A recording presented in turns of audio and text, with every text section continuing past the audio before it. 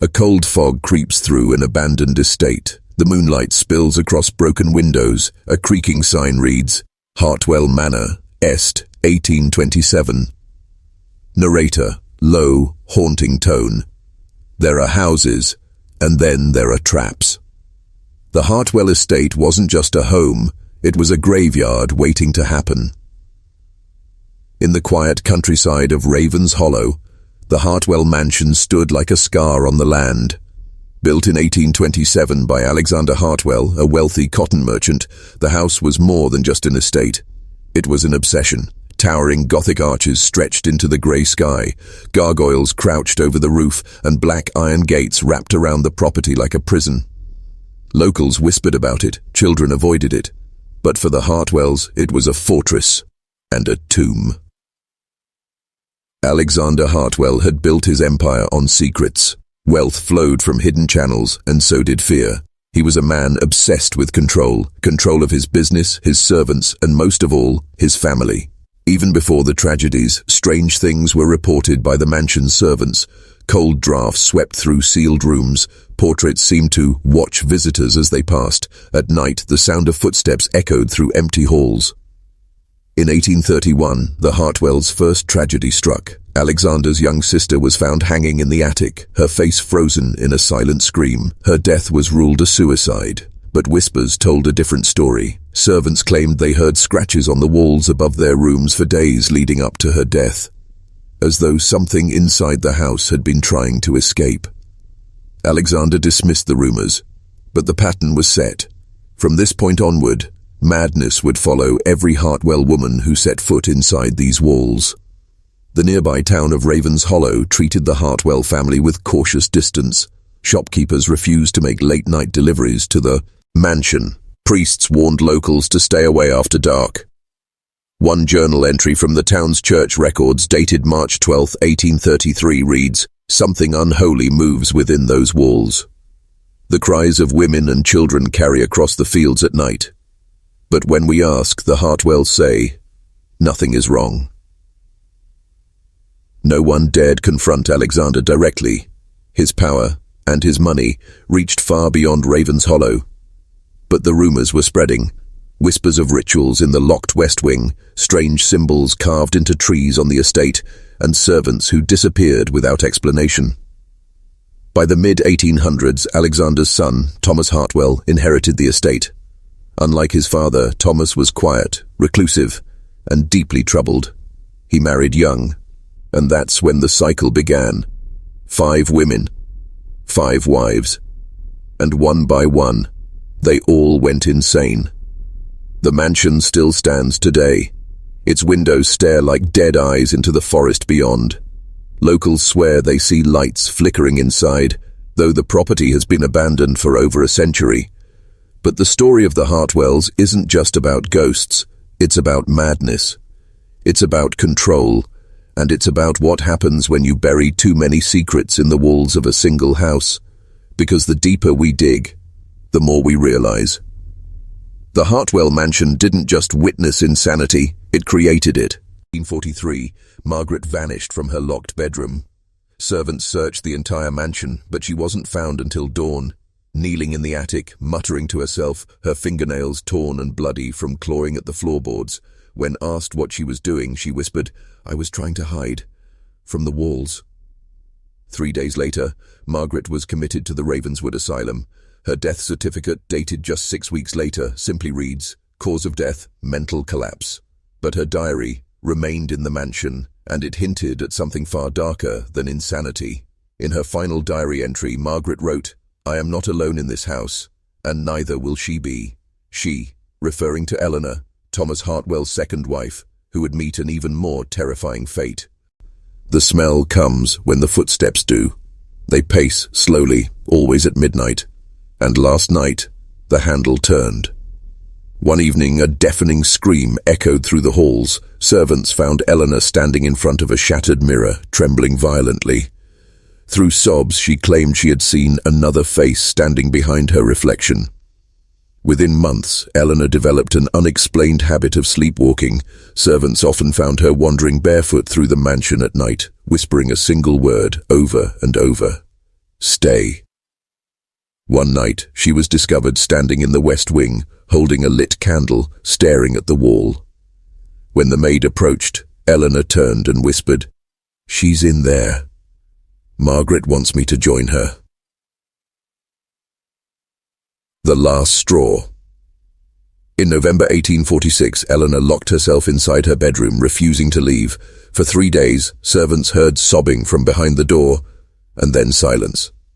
When Thomas finally forced his way in, Eleanor was gone. Her body was found in the Hartwell gardens, beneath the oak tree where the Hartwell crest had been carved. Her eyes were wide open, and in her hand was a small scrap of paper. 4 words were written in Margaret's handwriting: "It wants us both." With Eleanor's death, whispers of the Hartwell curse began to spread through Raven's Hollow. But what happened to Thomas's third wife would make Margaret and Eleanor's fates look almost merciful. In 1848, Thomas Hartwell, now widowed twice, remarried for the 3rd time. His new bride, Catherine Whitmore, came from a long line of aristocrats and was described as strong-willed, intelligent, and sharp-tongued. Many believed Catherine would not fall victim to whatever had plagued the first 2 wives. For the first few months, Catherine seemed unaffected by the mansion's dark reputation. She mocked the servants' superstitions, laughed at the whispers of curses, and scoffed at Eleanor's ghost stories. But the house had patience. One rainy afternoon, Catherine wandered into the north nursery, a room locked since the death of Thomas's younger brother decades earlier. The maid, Sarah Rowe, later testified, "She asked me why the curtains were still drawn. But, sir, there were no curtains in that room. Not for years." Catherine claimed she saw them, blood-red curtains swaying in the breeze, though the windows were nailed shut. That night, she heard a child humming a lullaby, but there were no children in Hartwell Manor anymore. Within weeks, Catherine's temperament changed drastically. Servants reported violent outbursts. She accused the kitchen staff of plotting against her and once attacked a maid with a silver candlestick, screaming, "You're one of them." Who they were, Catherine never explained. Thomas, disturbed by her behavior, summoned Dr. Jonathan Reeves, a physician from London specializing in female hysteria. Reeves's private notes, discovered in the Raven's Hollow archives, describe Catherine's symptoms in unsettling detail. Patient exhibits delusions, paranoia, and insomnia, claims she hears whispers through the walls, repeatedly insists the house breathes. One night in February 1849, Catherine burst into the servants' quarters, pale and trembling. She insisted that someone was trying to open the door to her bedroom, scratching, clawing, and whispering her name. But when the servants checked, the hall was empty. The following night, Catherine nailed her bedroom door shut from the inside. 3 weeks later, Thomas awoke to screams from Catherine's room. By the time he broke through the barricade, he found her kneeling on the floor, drenched in sweat and shaking violently. On the walls, smeared in her own blood, were the words, "Make it stop." Catherine had ripped open her fingertips, clawing at the plaster, convinced there were voices trapped inside the walls. On March the 3rd, 1849, Catherine disappeared. The servants searched every inch of the house but couldn't find her until dawn, standing barefoot in the north nursery, swaying slowly, holding something in her hands. It was a small porcelain doll, one that had belonged to Thomas's dead sister, buried decades earlier. When asked how she had found it, Catherine whispered only one word: "She gave it to me." Later that evening, Catherine was escorted to Ravenswood Asylum, the same institution where Margaret had died. Her condition worsened quickly. In her final medical report, the doctor wrote, "Patient exhibits signs of extreme trauma." Repeats the phrase, "The house wants us," endlessly. In 1851, Thomas married his 4th wife, Lydia Moore, a young poet known for her delicate beauty and melancholic writings. Unlike Catherine, Lydia was quiet, observant, and deeply sensitive.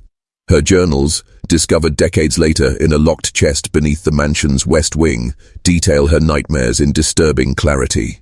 The dreams begin. Lydia's first entries are filled with hope and love, but within weeks her handwriting becomes frantic and chaotic. "I see them in my dreams. The walls, they bleed."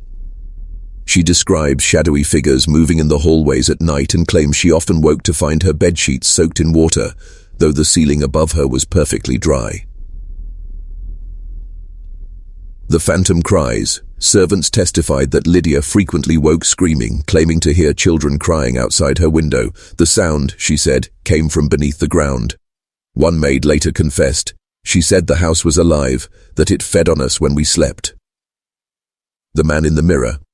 One night, Lydia reported seeing a man's reflection in her vanity mirror. But when she turned around, the room was empty.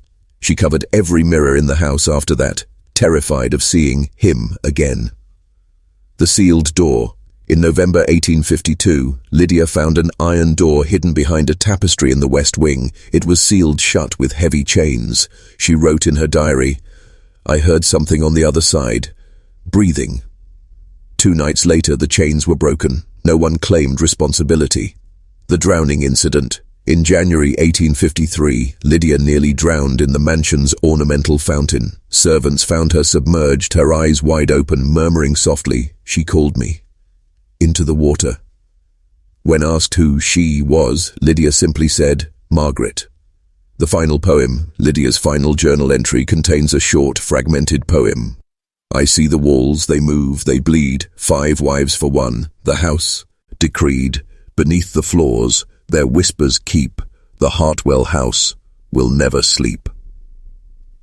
That same night, Lydia vanished. Her body was found 3 days later in the locked west wing, sitting upright in a chair, her eyes open, and her lips stained black. Beatrice Hartwell didn't go mad. She discovered the truth, and it killed her. The arrival of Beatrice Sinclair. In 1855, Thomas married Beatrice Sinclair, his 5th and final wife. Unlike the others, Beatrice was analytical, skeptical, and fiercely independent. She dismissed the tales of curses and ghosts as small-town hysteria. But Beatrice would become the first and only Saga wife to leave behind a full confession. The unearthed diaries. Hidden beneath a loose floorboard in the West Wing, investigators later discovered Beatrice's journal. Its pages contain the darkest revelations of the entire Hartwell saga. In one passage, she writes, "This house is not haunted, it's hungry." The basement. Beatrice discovered a hidden passage leading to a sealed basement chamber. Inside, she found strange markings on the walls, ritual symbols burned into stone, and dozens of small objects belonging to the previous wives. Jewelry, hair combs, even torn pieces of clothing. She began to suspect Thomas knew more than he admitted. The secret rituals. Beatrice's writings describe waking one night to find Thomas standing barefoot in the West Wing, surrounded by lit candles, chanting softly in an unfamiliar language. When she confronted him, he told her, "It keeps the house calm." Beatrice wrote, "I fear Thomas more than I fear the shadows." The final entry, her last diary page, is the most chilling of all. "It wants 5. It always wanted 5. Tonight, I will be the last." The next morning, Beatrice was found dead at the foot of the grand staircase. Her throat bore no marks, her body showed no wounds, and yet, her face was frozen in a look of absolute terror. With Beatrice's death, the Hartwell bloodline collapsed. But what investigators discovered beneath the mansion years later revealed the truth was far worse than anyone imagined. The night after Beatrice's funeral, Raven's Hollow was drowning in whispers. The Hartwell mansion stood silent, its windows like blind eyes staring over the mist-shrouded valley. Servants had already begun leaving, abandoning their posts without notice, terrified by the string of tragedies surrounding Thomas's wives. But a handful stayed, loyal, desperate, or perhaps bound by something they didn't dare speak of. One of them was Sarah Rowe, the maid who had served through all 5 marriages. In 1861, at the age of 73, Sarah gave a deposition to investigators when the mansion was officially condemned. Her statements, preserved in the county archives, paint a picture of horror no one at the time dared believe. "I saw them," Sarah whispered to the court clerk, her hands trembling as she signed her name. "I saw them walking at night, all 5 of them." She described waking to soft footsteps pacing outside her door, always between 3 and 4 in the morning. sometimes she'd hear faint humming, a tune she recognized as Lydia Moore's lullaby, the same one she sang to herself before she drowned. But Sarah swore there were no living feet on the staircase. When she peeked out once, candle in hand, she saw 5 pale figures gliding down the hall, their heads turning in unison as if they sensed her watching. And yet, Sarah wasn't the only one. 2 footmen, James Bell and Peter Crow, later admitted they'd quit after seeing something they couldn't explain. Thomas Hartwell himself, standing in the drawing room speaking softly to an empty chair. His tone was warm, almost tender, as though addressing a living person. But when James dared to ask who he was speaking to, Thomas replied, "My wives still keep me company." The town physician, Dr. Jonathan Reeves, who had treated Catherine before her institutionalization, returned to Hartwell Manor in 1857 at Thomas's Ride bequest. Reeves's surviving notes describe his deep concern, not only for Thomas's mental health but for his increasing obsession with what he called appeasement rituals. Reeves wrote, "He believes the house is alive, a sentient thing, and that its peace requires sacrifice. He speaks of voices beneath the floors, of a hunger that never ends. When I questioned him, he simply smiled and said, 5 was never enough." By 1858, neighbors reported strange sounds rolling from the mansion late at night, low chanting, the ringing of bells, the muffled crying of women. Local authorities dismissed the claims as hysteria until a constable named William Dyer visited the property himself. His official report mentions nothing unusual, but in his private journal, recovered after his death, Dyer confessed what he had seen. There was blood seeping from the cracks of the parlor floorboards. It wasn't fresh. It was old, dark, sticky, as though it had been there for years, and only now began to rise.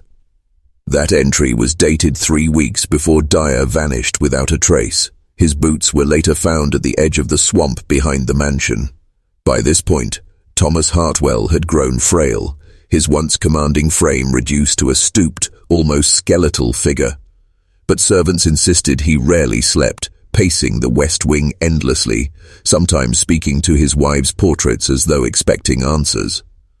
One chilling night, Sarah Rowe caught a glimpse of him standing in front of Beatrice's painting, whispering softly, "I've kept my promise. It will stop soon." Then, without turning, he said her name. Except, she hadn't made a sound. In 1863, 2 years after Sarah's deposition, a team of builders arrived at Hartwell Manor under orders from the county to repair the West Wing's collapsing roof. But within days, 3 of them quit, refusing to step foot inside again. Their testimony was collected during an inquiry that later disappeared from official records, but fragments were uncovered decades later in a private collection. The men described entering a hidden staircase behind the library fireplace, one they hadn't expected to find.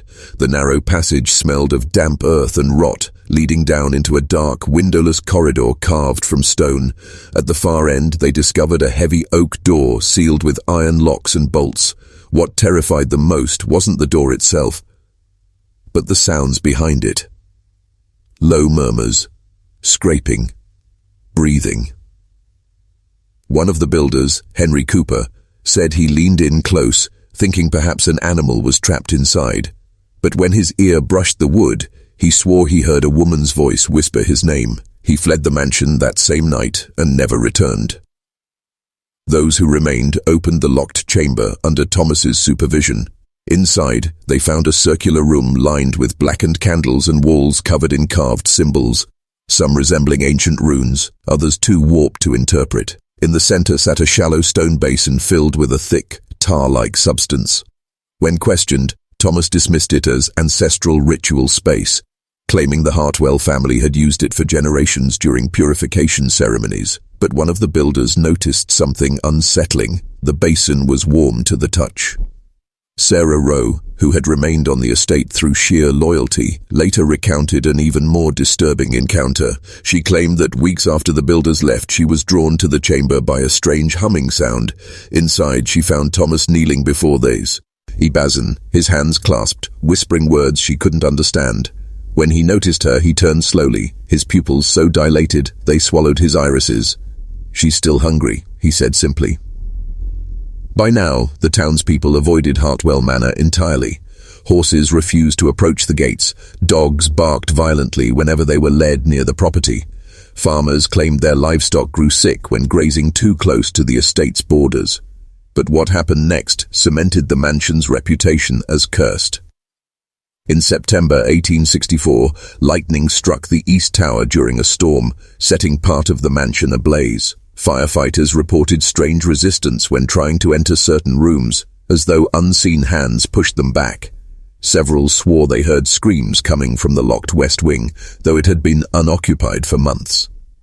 When the fire was extinguished, the damage was less severe than expected, but something far stranger was discovered. A crawl space beneath the collapsed tower, sealed with wooden planks.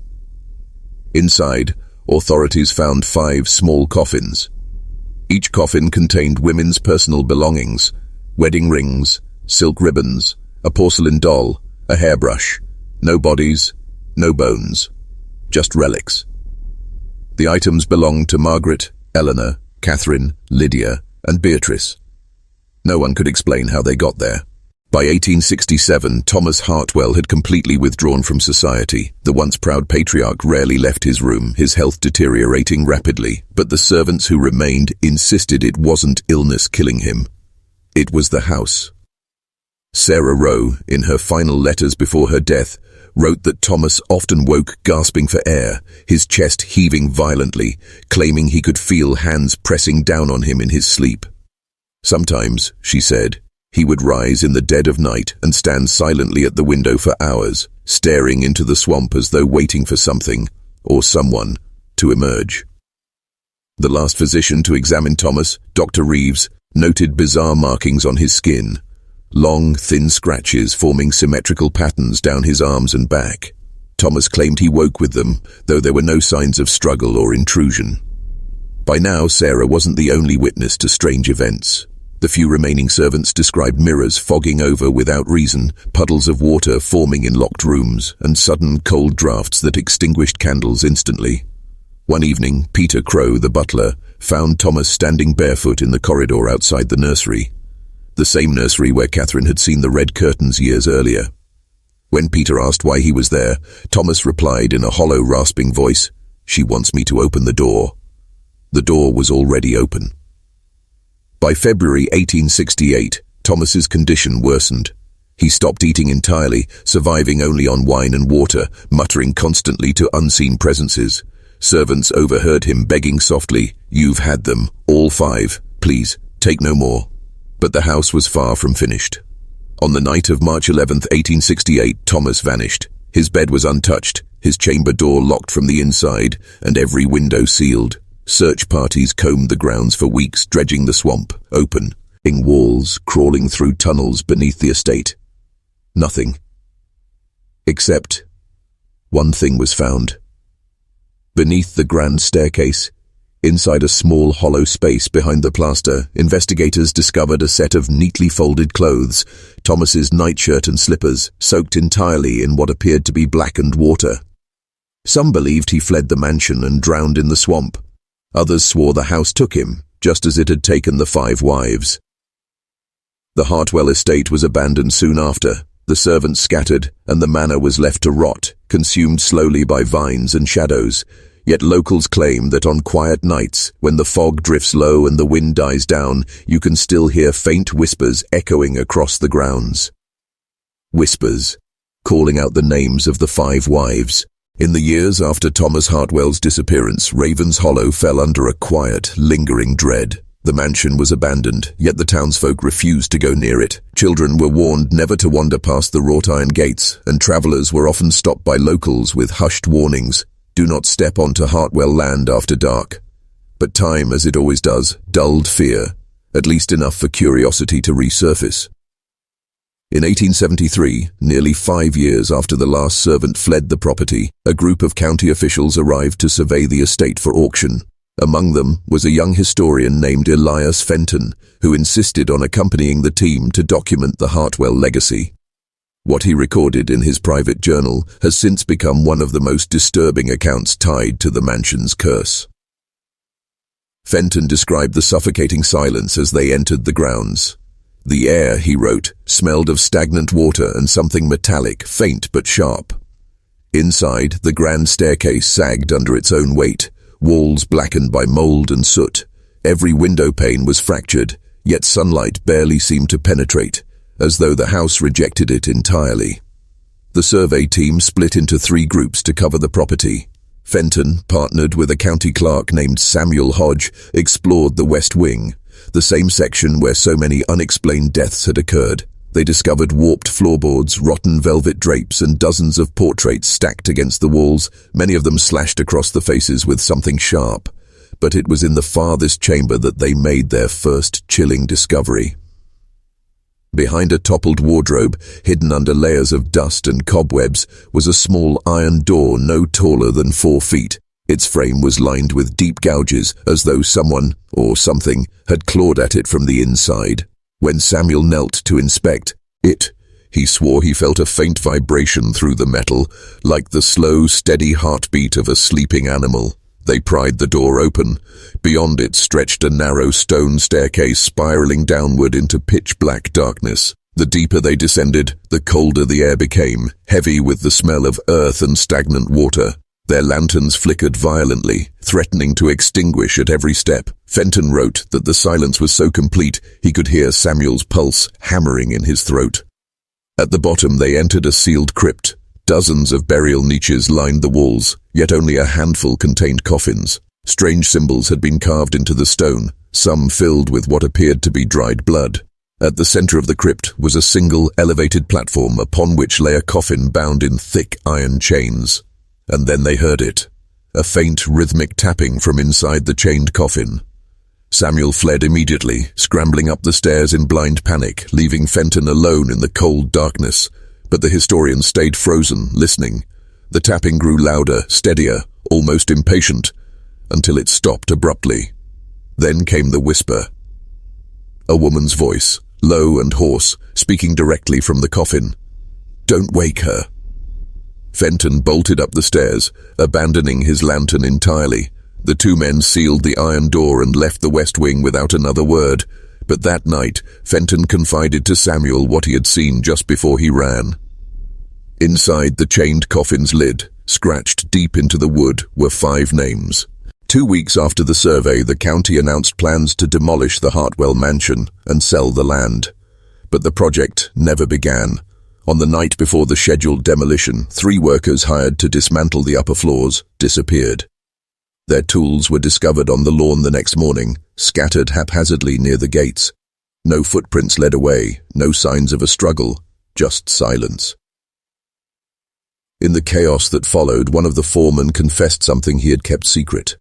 The night before, while inspecting the attic for structural weaknesses, he'd stumbled upon a locked trunk buried beneath torn floorboards. Inside were 24 porcelain dolls, each meticulously dressed in miniature wedding gowns, their painted faces cracked and pale.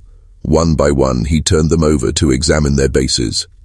Every doll had a name etched into the porcelain: Margaret, Eleanor, Catherine, Lydia, Beatrice, and 19 others he didn't recognize. When questioned, the man refused to describe the rest. He resigned the next day and left Ravens Hollow entirely. This discovery reignited rumors among the townspeople about the true nature of Thomas Hartwell's marriages. For years, speculation had swirled that there were more than 5 wives, women who had never been documented, whose records had been erased. Some believed Thomas had conducted secret weddings with young servants or travelers, binding them to the estate through twisted rituals.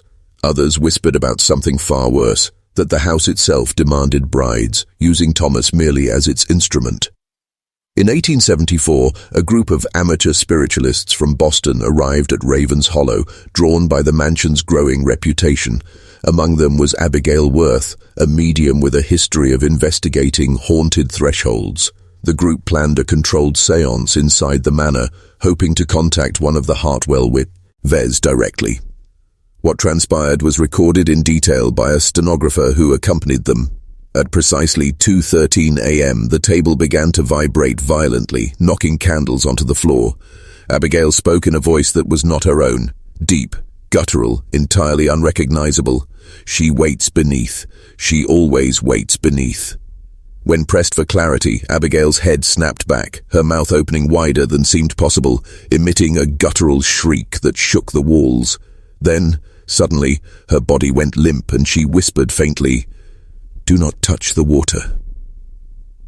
The séance ended abruptly, but before the group fled, one of the spiritualists claimed to see a woman standing in the hallway, dressed in a soaked wedding gown, her veil plastered to her pale face.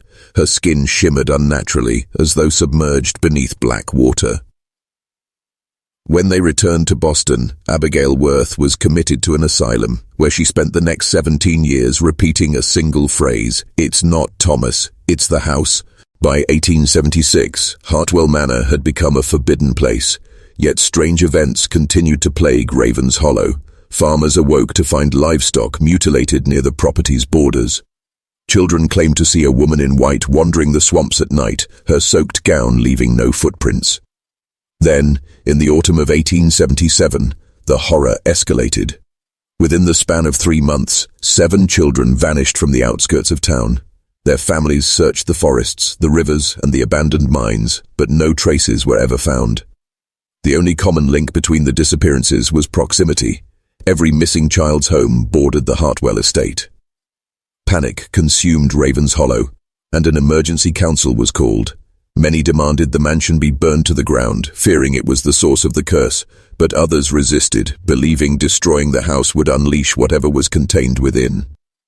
During these debates, a retired constable named Nathaniel Briggs stepped forward with new evidence. While searching the swamp behind the mansion, he had uncovered an iron-bound chest submerged beneath 3 feet of stagnant water. Inside were bundles of children's clothing, each tied with silk ribbons. Some were still damp, though the chest appeared centuries old. Scrawled inside the lid, carved crudely with a knife, were the words, "The water takes them back." Briggs brought the chest to the council, but that night before he could present it publicly, he was found dead in his home. His body was discovered sitting upright in his chair, eyes wide open, mouth filled with swamp water. The coroner ruled it an accident. No one believed him. After Briggs's death, more families fled Ravens Hollow, abandoning their farms and homes. Yet those who stayed began reporting strange phenomena with increasing frequency. Doors unlocking themselves at night, mirrors fogging with hand-pee. Rints and distant lullabies carried on the wind from the direction of the mansion. One farmer, Joseph Harker, swore under oath that he saw 5 women standing on the mansion's balcony under a full moon, their veils fluttering in a wind he couldn't feel. When he shouted up at them, the women turned their heads in perfect unison, and he saw their faces were completely black, featureless voids. Harker fled the town the following morning and never returned. By winter, the Hartwell estate was officially sealed off by the county, its gates chained and guarded to keep trespassers away. But legends of the 5 insane wives and the house that consumed them continued to grow, attracting those desperate to uncover the truth. Some claimed the answers lay beneath the house, in the sealed crypt Elias Fenton had discovered years earlier. Others believed the swamp itself hid something older and far darker than the Hartwell family's sins. And yet, no one dared open the chained coffin. Not yet. By the spring of 1878, Ravens Hollow had become a hollowed-out shell of itself. Abandoned homes lined the muddy roads, and those who remained lived under the constant weight of fear. Yet whispers persisted. Rumors of underground passages beneath the Hartwell estate that connected the mansion to the surrounding swamps, tunnels so ancient that even Thomas Hartwell himself might not have built them. It was around this time that Elias Fenton, now older and far more desperate, returned to Ravens Hollow. Since his first encounter with the crypt 5 years earlier, he had been obsessed, consumed by questions he couldn't silence. What was inside that chained coffin? Why had there been 5 names carved into its lid? And most of all, why did the whispers in his dreams always sound like Margaret Hartwell's voice, the first wife? Fenton assembled a small team of researchers, 3 men and a young woman named Clara Vey, an archivist who specialized in occult history. They arrived in June, setting up camp just outside the estate's gates. For days they examined surviving county records, faded blueprints, and Hartwell family journals smuggled from private collections. One of these journals, belonging to Thomas's mother, contained a chilling line scrawled in uneven handwriting, "The roots grow deeper than the bones." Following this clue, Clara discovered a map hidden inside the binding of the journal, a diagram of the Hartwell property showing not only the main structure but a series of tunnels branching outward like veins beneath the land. Some led into the forest, others disappeared beneath the swamp, but one, marked in red ink, led directly beneath the mansion's west wing, toward the crypt where the chained coffin rested. On the night of June 19th, the team broke into the manor. The house welcomed them with silence, heavy and oppressive. Dust thickened the air, aired only by their lanterns, and the air smelled faintly of wet earth. Each creak of the floorboards echoed like distant thunder. They descended into the basement, locating the small iron door Elias had discovered years earlier. The claw marks along its frame seemed deeper now, fresh almost, though no one dared speak of it. Inside, the crypt awaited them, unchanged but somehow alive, breathing. Clara lit candles around the perimeter while the others inspected the chained coffin.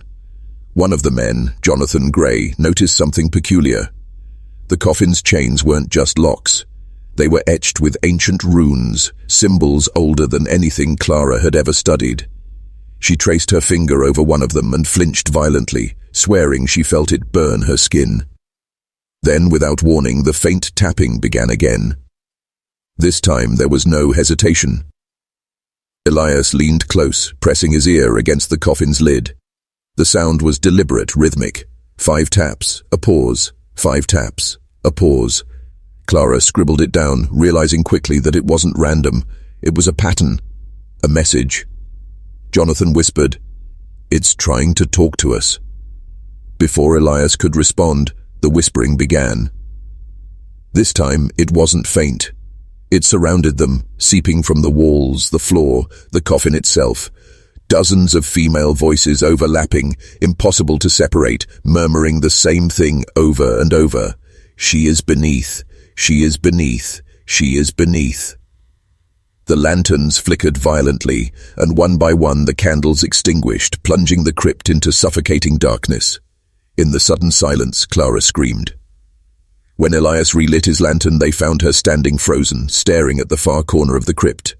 There, carved deep into the stone wall, were 5 handprints, wet and glistening as though freshly made, yet ice-cold to the touch. They fled the crypt, sealing the iron doorbell in them, but none of them realized, not yet, that they had already woken something that had been waiting for decades. The following days were plagued by unease. The team camped outside the estate, too shaken to remain inside the mansion, but rest offered no relief. Elias recorded in his journal that every night they heard soft footsteps circling the tents, though no tracks were ever found in the dirt come morning. On the 3rd night, Clara confessed that she was hearing voices again, the same whispering from the crypt, calling her name now, begging her to come back beneath. At first, Elias dismissed it as stress, but when Jonathan began reporting vivid nightmares of drowning in black water, he started to believe something had followed them out. Determined to break the mystery before it consumed them, Clara convinced the team to explore the swamp tunnels marked on the hidden map. If the whispers were leading them beneath, she argued, the answers had to lie there. They set out the next morning, armed with ropes, lanterns, and provisions. The swamp was alive with strange sounds, croaking frogs, distant splashes, and the faint hum of cicadas. Yet beneath it all was another sound, almost imperceptible, a low moan, rising and falling like the breath of the earth itself. After several hours, they discovered an opening hidden behind a curtain of moss, a stone archway leading downward, partially submerged beneath black, stagnant water. Strange markings covered the stones, matching the runes on the coffin's chains. Clara whispered a prayer under her breath before stepping inside. The tunnels were impossibly narrow, forcing them to crawl on hands and knees. The deeper they went, the colder the air became, damp and heavy with decay. Their lanterns flickered and droplets of water echoed endlessly through the darkness. At one point, Jonathan slipped and plunged into an underground pool. Elias and another man pulled him out quickly, but when they did, they noticed his skin was pale, almost translucent, as though the water had leached something vital from him. Then they found the first chamber. It was circular, carved entirely from stone, with 5 narrow alcoves built into the walls. Each alcove held a single object, a bridal veil, yellowed with age, laid neatly over what looked like bones. But it wasn't the relics that froze them in place. It was the sound. A woman sobbing softly in the darkness. The noise was coming from the largest alcove at the farthest end of the chamber. Clara, trembling, raised her lantern and stepped closer. Beneath the bridal veil was a small porcelain doll, identical to the ones discovered in the attic years ago. Its painted lips were cracked, and its hollow eyes reflected the lantern's glow. Then the doll laughed. The sound was soft, delicate, almost childlike, but it reverberated through the chamber like a scream. Elias snatched Clara back, smashing the doll against the stone floor. The moment it shattered, the sobbing stopped. But as they stood in the silence, breathing heavily, they heard something far worse. Water, rushing. It began seeping through the cracks in the stone, rising rapidly, swirling black and thick around their boots. They ran, scrambling back through the narrow tunnels, gasping for breath, their lanterns nearly extinguished by the damp air. When they finally emerged into the swamp, they collapsed onto the mossy earth, coughing violently. Behind them, the stone archway was gone, buried beneath the rising black water. By the time they returned to camp, Elias realized they were no longer investigators. They were prey. Something ancient and patient had awakened, and it was watching them. That night, Clara vanished. They found her lantern at the edge of the swamp, its glass cracked, still faintly warm. Her boots were neatly placed beside it, but there were no footprints leading away. Only the soft, wet impressions of bare feet heading back toward the mansion. Elias searched until dawn, but there was no trace of her. When he returned to camp, Jonathan sat staring blankly into the fire, mumbling the same words over and over. "She's not Clara anymore." That night, Elias heard singing drifting from the direction of the manor, a woman's voice, haunting and sweet, humming an old hymn Margaret Hartwell was known to favor. Against his better judgment, he followed it, lantern in hand, across the cracked stone courtyard and up the mansion's front steps. Inside, the house breathed. The floorboards groaned softly beneath his weight, and the air was damp, clinging to his lungs. As he entered the grand hall, he saw something impossible. 5 figures standing on the balcony above, each dressed in soaked wedding gowns, their veils fluttering without wind. He raised the lantern, heart pounding. One of the women stepped forward, lowering her veil. It was Clara. Her skin was pale, waterlogged, her eyes clouded with a milky white sheen. She opened her mouth as if to speak, but instead of words, a torrent of black water poured from her lips, splattering onto the marble floor below. The other 4 figures moved in unison, tilting their heads at the same unnatural angle. Elias stumbled backward, tripping over a broken chair, and bolted for the door. But before he could reach it, the whispering began again. Hundreds of overlapping voices filling the room, chanting in perfect rhythm. Beneath, beneath, beneath, and then silence. When Elias turned, the balcony was empty. He fled the manor and returned to camp, only to find it abandoned. Jonathan, the other researchers, all gone, their belongings left behind, their tents collapsed into the mud. As dawn broke over Raven's Hollow, Elias realized the truth he had feared since the beginning. The Hartwell wives weren't haunting the mansion, they were waiting. The summer air over Raven's Hollow grew heavier, as though the land itself resisted every breath Elias took. After the disappearance of Clara and his team, he wandered the edges of the swamp aimless, unsure whether to leave or confront the thing he had awakened. But on the 3rd morning, something pulled him back to the mansion, a sound so faint it was almost imagined, knocking. 3 sharp raps, perfectly spaced, coming from somewhere deep within the west wing. Elias followed the noise cautiously, his lantern barely piercing the gloom. Dust spiraled lazily in the air, disturbed by nothing but his own trembling footsteps.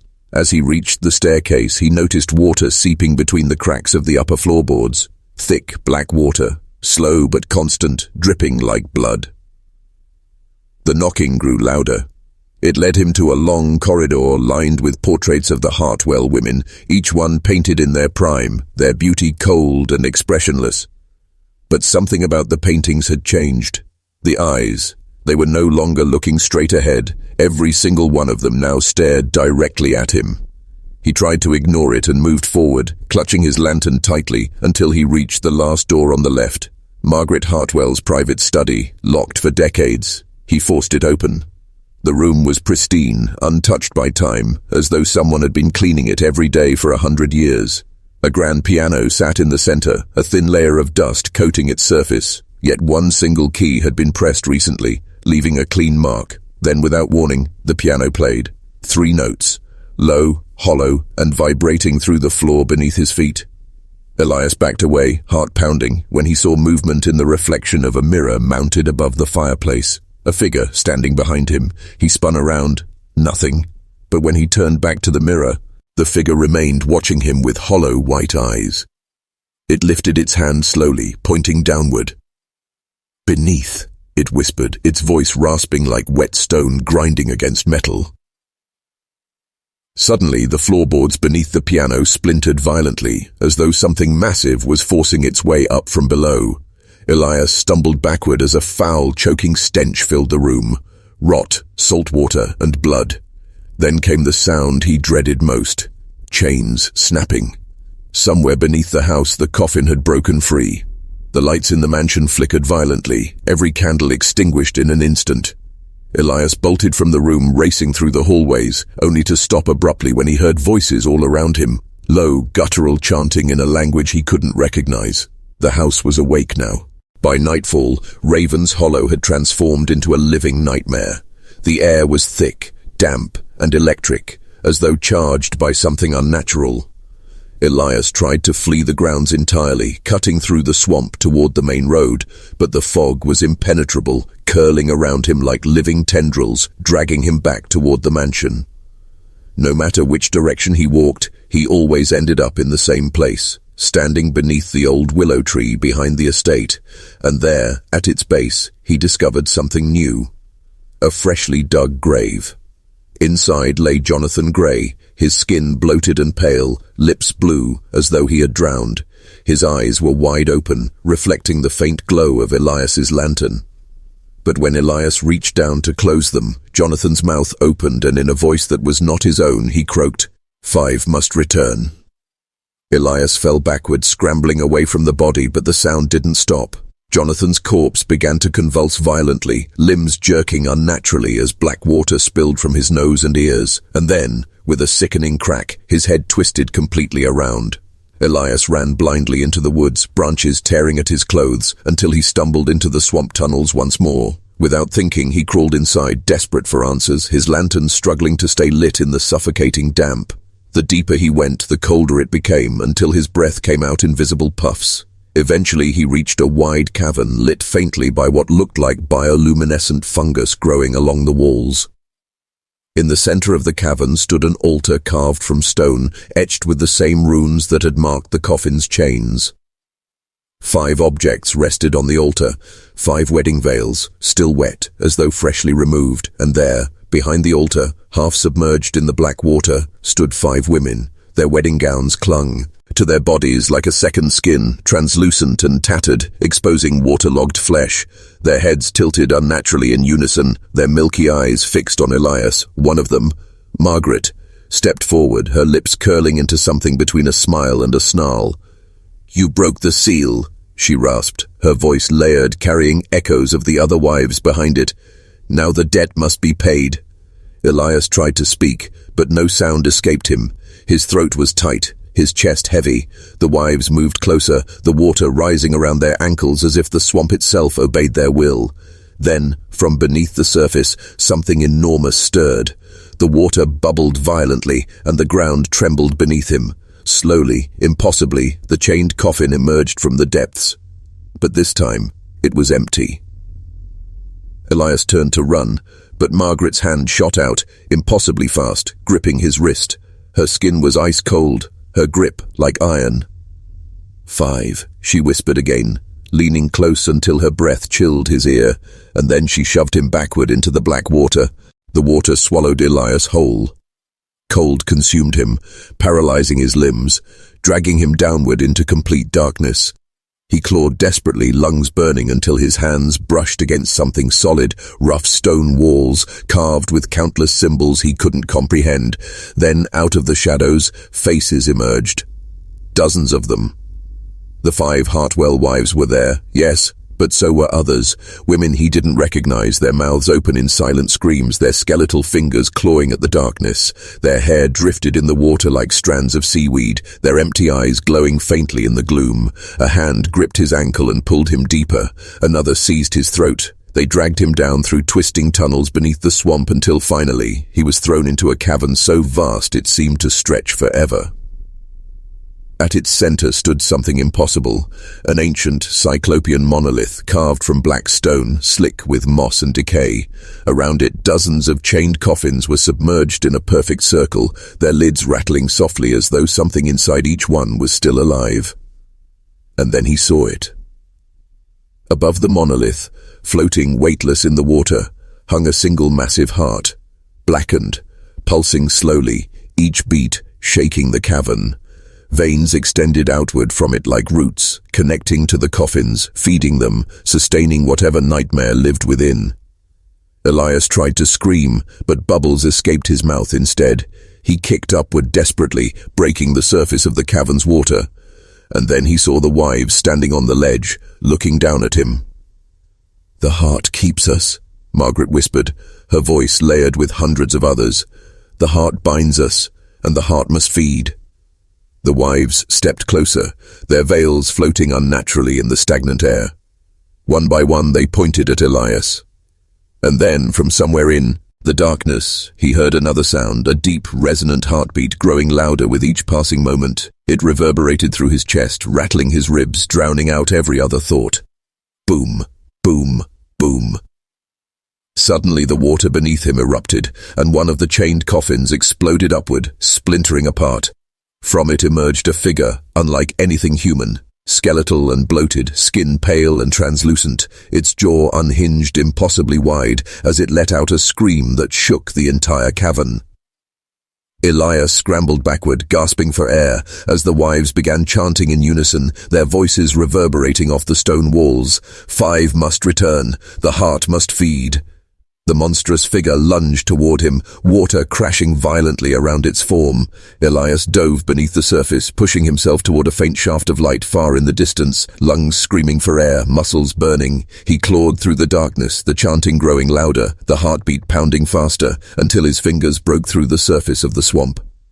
He dragged himself onto the mossy earth, coughing violently, staring back at the black water. Behind him, the mansion stood in perfect silence, its windows glowing faintly. But from the swamp came 5 silhouettes, walking slowly toward him, their veils trailing in the mud. The wives had followed him out. The ground beneath Elias felt unsteady as he staggered through the swamp, his drenched clothes clinging to his skin, lungs burning from the stagnant air. Every step sank deeper into the wet earth, as though the land itself was trying to pull him under. Behind him, the faint sound of footsteps grew louder, soft but deliberate, following his every move. He turned quickly, lantern trembling in his grip, but there was nothing, only mist curling low over the black water. Then he heard it again. Not footsteps this time. Breathing. Slow, heavy, too close. Elias backed against a tree, forcing himself to stay silent. Through the fog, faint silhouettes emerged, 5 figures in tattered wedding gowns, veils clinging to their damp hair, pale hands dragging along the ground. Their movements were unnatural, jerking slightly, as though guided by invisible strings. He froze, his heart hammering against his ribs, but the brides didn't advance. They simply stood there, side by side, their heads tilted slightly in unison, as if listening. Then one of them spoke. "You woke us," Margaret rasped, her voice soft but layered with distant echoes, like 100 whispers carried on a single breath. "Now you cannot leave." Elias swallowed hard, backing deeper into the trees, trying to put as much distance between them as possible. But the fog disoriented him. Paths he thought he recognized twisted into unfamiliar routes, and every tree looked the same, bent and gnarled by years of rot. Somewhere far off, the mansion loomed faintly in the distance, its windows glowing dimly as though lit from within by a dying fire. He thought of Clara. Her disappearance, the way she screamed before being dragged under the water. He thought of Jonathan, his body lifeless, yet his voice carrying words that were not his own. He thought of the 5 veils on the altar, damp as though freshly claimed, and the black heart pulsing deep beneath the earth. And then, without warning, the ground gave way beneath him. Elias plunged downward, his body striking mud and stone before tumbling into darkness. The air grew colder, heavier, until his lantern finally sputtered and died. When he finally stopped falling, he found himself lying on a bed of wet earth. Above him, jagged roots hung like skeletal fingers from the cavern ceiling. Faint blue light emanated from the walls, revealing ancient markings carved into the stone, spirals, symbols, and depictions of 5 women kneeling before a single towering figure. Elias ran his fingers over the carvings, tracing their patterns until he realized something that sent ice through his veins. The figure they knelt before was not human. Its elongated limbs, sharp, angular features, and eyeless face marked it as something older than mankind itself. Beneath it, the carvings depicted the same chained coffins he had seen beneath the swamp, the same monolith, and finally, the heart. The drawing showed veins extending from it, feeding 5 crowned figures, 5 brides. Suddenly, a low rumble echoed through the cavern, vibrating the walls beneath his palms. From somewhere deep below, he heard chanting again, the same guttural language, overlapping voices whispering words his mind couldn't comprehend. Elias stumbled forward, following the sound, until he reached a massive stone door at the far end of the cavern. Strange, shifting symbols glowed faintly along its edges. As he approached, the air grew colder, and the whispers stopped entirely. A single thought entered his mind, unbidden. Whatever is behind this door is not meant to be seen. But before he could step back, something slammed against the other side, once, twice, shaking the door violently. A crack formed down its center, light bleeding through like molten gold. Elias turned to run, but the cavern behind him had changed. The 5 brides stood blocking the way, veils drifting as if underwater, their feet never touching the ground, and Margaret smiled. "You're almost home," she wailed. The next moment, the stone door split open with a deafening roar, and a wave of freezing air poured into the cavern, extinguishing the faint blue glow of the fungus. Elias shielded his face as dust and debris rained from above, but when he looked up again, his breath caught in his throat. Beyond the threshold lay a massive chamber carved from black stone, its walls etched with spiraling veins of silver that pulsed faintly like living tissue. In the center of the room stood the monolith he had seen before, but this one was different. The heart was missing. Instead, something far worse rested atop it. A skeletal figure bound in rusted chains, its ribs cracked open, its spine arched unnaturally backward. Black veins crawled across its exposed chest, connecting it to 5 smaller stone pedestals surrounding the monolith.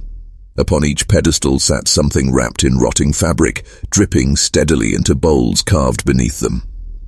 Elias stepped closer, the stench of iron filling his lungs, until he realized what the fabric concealed.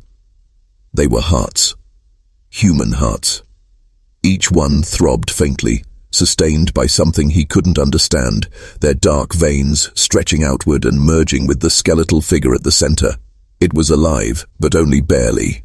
Its chest rose and fell in slow, jagged motions, each inhale sounding like stone grinding against stone. Then, from the shadows above, a voice emerged. "You should not be here." Elias spun around, lantern raised, only to see a man standing in the far corner, half hidden in darkness. His clothes were torn, his face pale and gaunt, but his eyes were strangely familiar. You're Elias Hartwell," the man said softly. "A descendant." Elias froze, confusion knotting his chest. "What are you talking about?" The man stepped closer, revealing a deep scar running from his jawline to his collarbone. "I am Samuel Hartwell," he whispered, "last of the Bloodline. And you've brought it back." Elias's thoughts spun wildly. "Brought what back?" "The binding," Samuel said, his voice cracking. "The Hartwell women were chosen, offered, 5 brides to 5 ancient promises, But the chains, he pointed toward the skeletal figure. The chains were never meant to break. Elias's stomach turned as Samuel explained. The Hartwell patriarch centuries ago had made a pact beneath this very swamp. In exchange for wealth, power, and endless prosperity, he promised 5 generations of brides to something older than death itself. Each bride was to be drowned, buried, and bound, offered willingly. But Margaret resisted. She cursed the pact, fought it, and in doing so, she damned them all. "The heart beneath the swamp," Samuel whispered, voice trembling. "It is not human. It feeds on the bloodline. And now that the chains are broken, the debt must be repaid, in full." Before Elias could respond, a deep sound shook the chamber, a low, guttural growl that reverberated through his bones. The chained figure on the monolith shifted slightly, its head twitching, and the 5 wrapped hearts began beating faster, louder, syncing perfectly with the sound. Boom, boom, boom.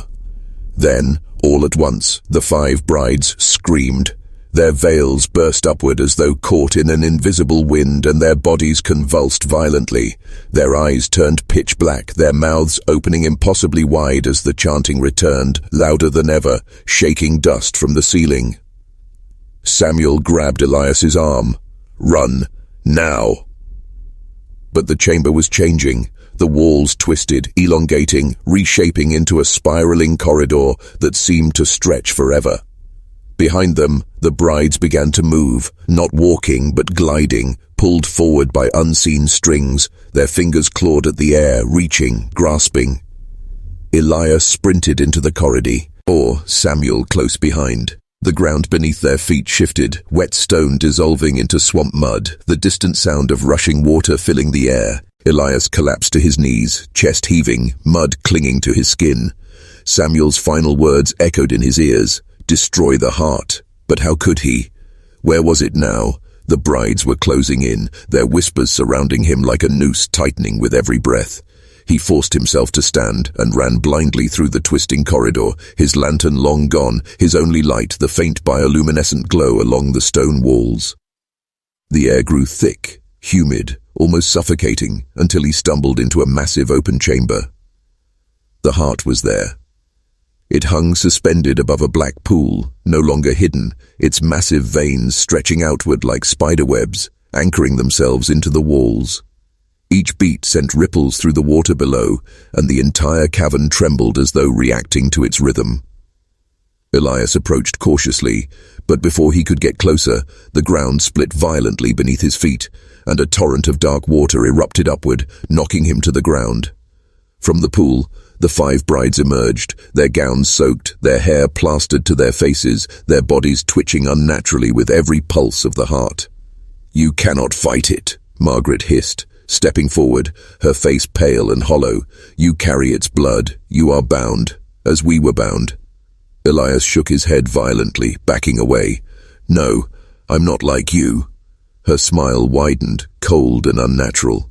"Not yet." Behind her, the other brides began to chant softly, their voices blending with the pounding heartbeat, the sound growing louder, deeper, until the cavern walls started to crack. Water dripped from above, falling into the pool in rhythmic splashes that matched the heart's pulse. Then Elias saw it, something Samuel had failed to mention. At the base of the suspended heart, embedded into the stone, was a dagger. Its handle was carved from bone, its blade etched with the same symbol Elias had seen on the altar and the coffins. It radiated faint heat despite the freezing air, and he knew instantly this was the key. But the bride saw his gaze shift.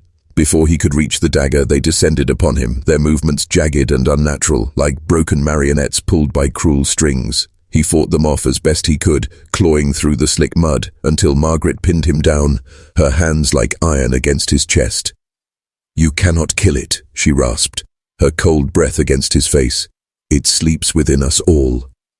Elias gritted his teeth, twisting free just long enough to lunge forward, his fingers brushing the dagger's handle. The instant he touched it, a surge of heat shot through his body, burning his veins, his vision going white. Screams filled his ears, not from the brides, but from something deeper, older, buried within the swamp. Suddenly, everything went silent. Elias opened his eyes and realized he was no longer in the cavern. He was standing in the Hartwell mansion, but it looked different, untouched, new, the wood polished, the lights warm and inviting. He heard laughter upstairs, soft music from a piano, the gentle murmur of a party. And then he saw them, the 5 Hartwell brides, alive, radiant, beautiful. They smiled at him, beckoning him closer, whispering words he couldn't hear. For one brief, horrifying moment, he thought he had escaped. Then the walls began to bleed. The lights shattered, the laughter twisted into screams, and the brides' faces melted into pale, waterlogged masks. The illusion collapsed around him, throwing him back into the cavern, the heartbeat deafening now, shaking the entire world around him. The brides lunged again, but this time Elias was ready. Dagger in hand, he raised it high, staring at the massive black heart above him, and he knew. Either he destroyed it now, or it would consume him forever. The winter of 1884 settled over Ravens Hollow like a shroud, and the Hartwell mansion stood frozen in time, untouched yet restless. Its locked gates and boarded windows had not kept the whispers away. Stories of what lay beneath the house had multiplied like infection, drawing thrill-seekers, occultists, and amateur historians from across the country. Among them was a man named Professor Alistair Green, a scholar of forbidden folklore from Massachusetts, who believed the mansion held the final proof of his life's work, that curses were not superstition, but deliberate constructs, born, fed, and sustained by human ritual. Green arrived with a team of 4 assistants, armed with journals, lanterns, and surveying equipment. He planned to map the entire underground crypt and recover anything that could explain the fate of the 5 Hartwell wives. On the 3rd night, they broke open the rusted locks barring the western wing and descended the spiral staircase hidden behind the iron door Elias Fenton had discovered years earlier. At the bottom, they found the chained coffin, untouched and silent. Dust thickened the air, and the stone walls dripped with condensation. One of the assistants, a young man named Corbin Hale, placed his ear against the coffin's surface and immediately recoiled, swearing he had heard faint breathing within. Green, dismissing it as paranoia, ordered the chains removed. The instant the final shackle fell, a low hum vibrated through the stone floor, so deep it rattled their teeth. The lanterns dimmed, shadows stretched unnaturally, and an icy draft filled the crypt. When Green opened the coffin, expecting bones or dust, he instead found it empty, except for 5 perfectly preserved wedding veils folded neatly inside. Each veil bore a single name stitched in faded silver thread: Margaret, Eleanor, Catherine, Lydia, and Beatrice. But what disturbed them most was that each veil was wet, as though recently submerged. From somewhere beyond the crypt, water began to drip, slowly at first, then faster, echoing like footsteps through the darkness. Corbin panicked and begged Green to leave, but the professor insisted on continuing deeper into the tunnels that extended from the chamber. The stone passageways twisted downward, etched with symbols Green could not translate. The deeper they went, the stronger the stench of stagnant water became, until finally they emerged into a subterranean cavern beneath the swamp itself. At the cavern's center was a black pool, perfectly still despite the constant dripping from the ceiling. Floating on the surface were dozens of porcelain dolls, identical to those discovered in the attic years ago, their cracked faces glowing faintly in the lamplight. Green stepped closer, recording feverishly in his notebook, when one of the dolls turned its head toward him. That was when the first scream echoed from the tunnels behind them. They returned to find one of the assistants missing, his lantern shattered on the ground. In its broken glass, smeared with damp handprints, was carved a single word: ours. In the days following Green's disappearance, Ravens Hollow was plunged into chaos once again. Word spread quickly that the professor and 3 members of his team had vanished without a trace. Only Corbin Hale returned, half-mad and raving about the drowned brides beneath the earth. Authorities questioned him, but his statements were incoherent, broken fragments about veils, dolls, and something he called the waiting bride. Corbin claimed the pool beneath the mansion was alive. He described pale arms rising from its depths, clawing at the edges as whispers filled the cavern. He said the porcelain dolls were not decorations but vessels, bodies borrowed for those who had no bodies of their own. When asked about the missing men, Corbin insisted they hadn't been taken. They had willingly stepped into the water after hearing voices calling their names. The sheriff's office organized a formal search of the crypt.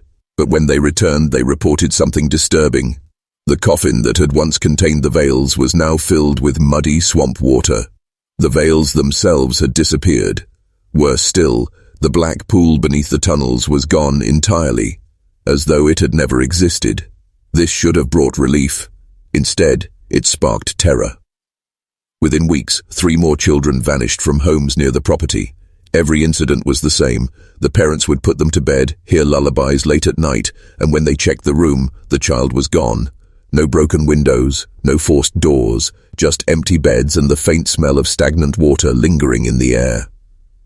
The county finally attempted to seal the estate completely, hiring laborers to fill in the swamp caves beneath the house with stone and cement. On the 3rd night of the operation, the workers unearthed a second staircase hidden beneath the foundations, one not marked on any map. This palm, Saga descended into a chamber far older than the mansion itself, carved from rough stone with tools far more primitive than 19th century craftsmen could have possessed. On the chamber's walls were hundreds of carvings depicting women in veils, kneeling before a black pool, their hands outstretched as skeletal figures rose from the water to claim them. In the center of the floor, etched deeper than any other mark, was a single phrase written in archaic Latin: "Aqua portat uxores," the water carries the brides. Before the excavation could continue, a violent flood erupted from the newly exposed passage, swallowing 3 men instantly and forcing the rest to flee. When the water receded, the staircase was gone, buried beneath tons of collapsed stone.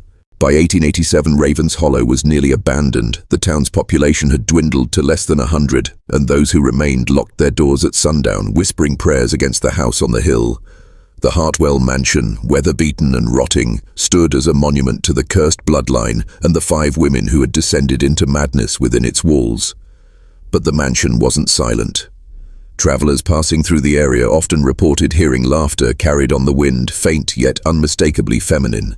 Some claimed to see candlelight flickering in the upper windows, despite the house having no electricity or residence.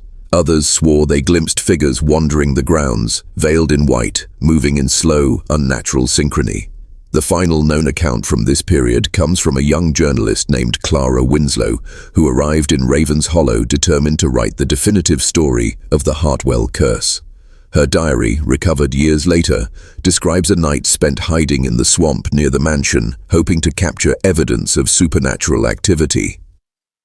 Shortly after midnight, Clara recorded seeing 5 women standing ankle-deep in the water, dressed in tattered wedding gowns, their faces hidden beneath soaked veils. As she watched, frozen with terror, the women began to hum a low melodic tune that made the surface of the swamp ripple unnaturally. Then, slowly, they lifted their veils. Clara never wrote what she saw beneath them. Her diary ends abruptly there, the ink smeared as though the page had been soaked in water. She was never seen again.